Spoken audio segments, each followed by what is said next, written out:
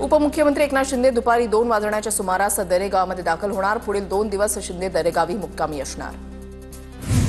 अमरावतीमध्ये बच्चू कडू यांच्या अमरण उपोषण आंदोलनाचा आज 6वा दिवस। अनिल देशमुख, आमदार रोहित पाटील आणि शिवसेना ठाकरे गटाचे आमदार नितीन देशमुख आंदोलनस्थळी भेट देणार।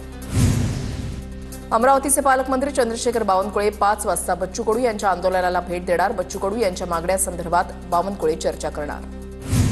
महापालिका निवडणुकांसाठी प्रभाग रचनेचे वेळापत्रक जाहीर। अंतिम प्रभाग रचना 4 सप्टेंबरला जाहीर होणार। नगरपालिकांची अंतिम प्रभाग रचना 1 सप्टेंबरपर्यंत प्रसिद्ध करण्याचे राज्य शासनाने वेळापत्रक तयार।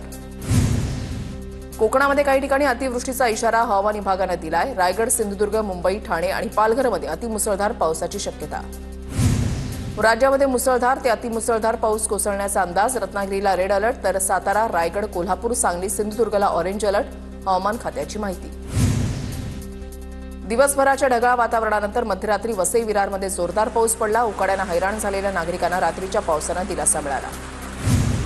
इचलकरंजीमध्ये मुसळधार मोसमी पावसाने शेतीचे कामांना वेग येणार। अचानक आलेल्या पावसाने नागरिकांची चांगलीच तारांबळ उडाली। परभणीच्या जिंतूर तालुक्यामधल्या करवली इथे वीज पडल्याने 2 बैलांचा मृत्यू झालाय। बैलांना शेतामध्ये मशागतीसाठी नेण्यात येत असताना ही घटना घडली। प्रशासनाने मदत करण्याची शेतकऱ्याची मागणी।